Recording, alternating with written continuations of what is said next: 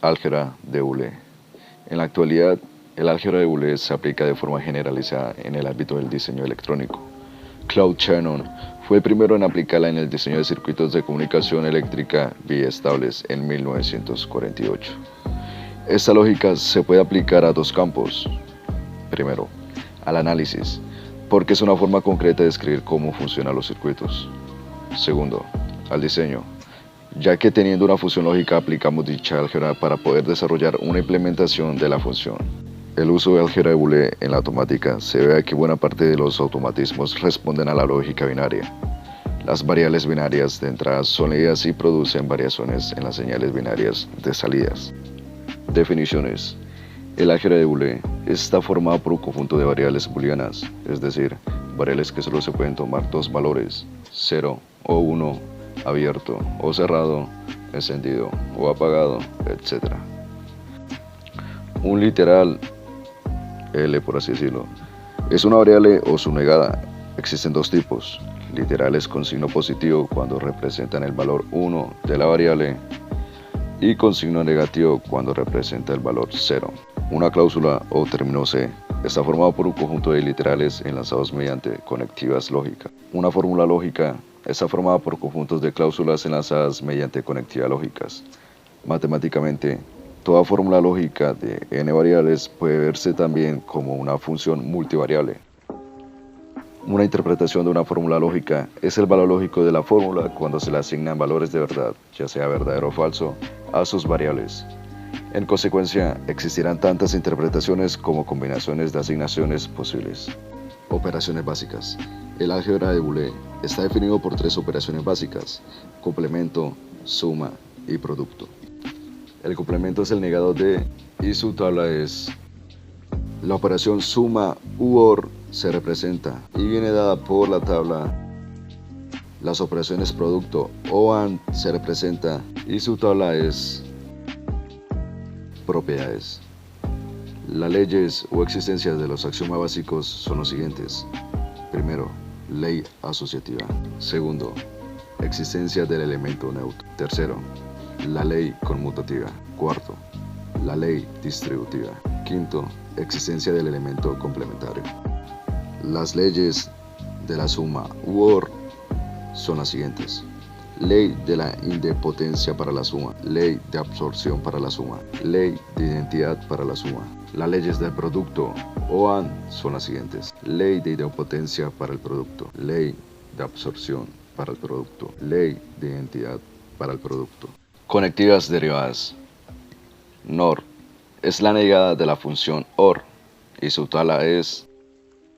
NAND es la negada de la función AND y su tabla es. XOR es la función OR excluyente o uno u otro, pero no los dos. Se puede utilizar para detectar señales que son distintas y su tabla es. XNOR es la negada de la función SOR.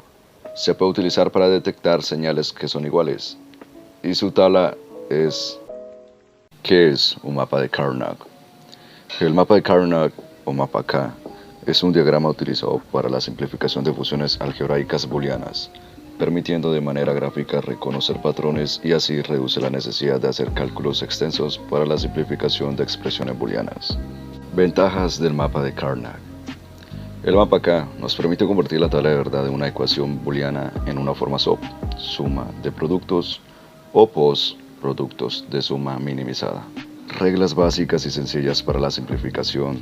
La facilidad del método permite que sea más rápido y más eficiente que otras técnicas de simplificación en el álgebra de Boole. Reglas del mapa de Carnot. Primero, las agrupaciones o el término a considerar únicamente será del número 1. Segundo, las agrupaciones únicamente se deben hacer en horizontal y vertical.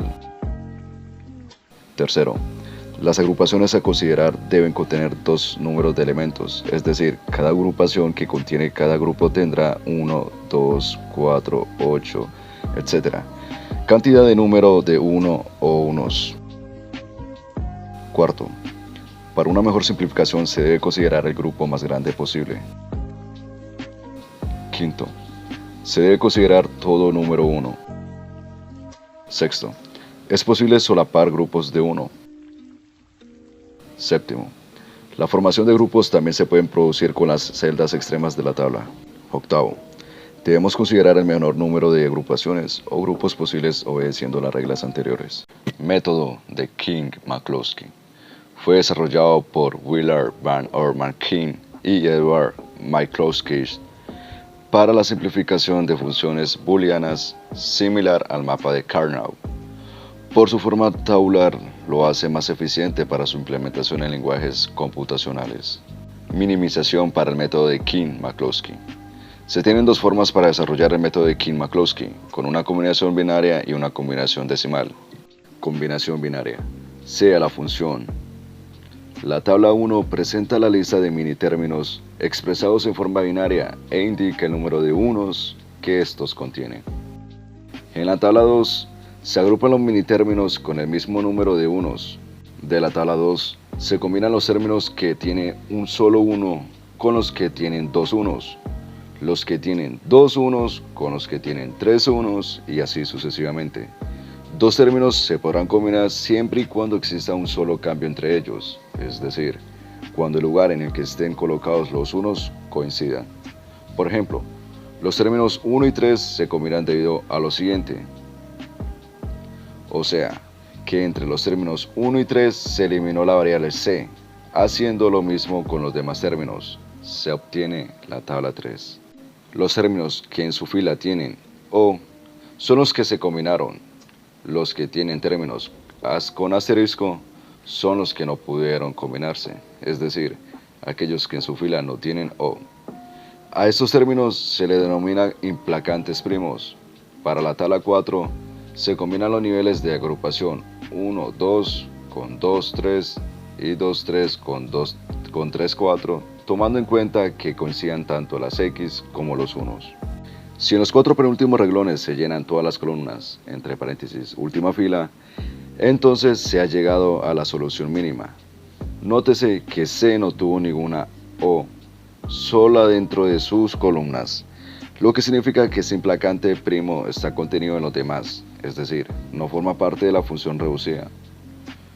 Por tanto, la función reducida es donde finalmente la función reducida es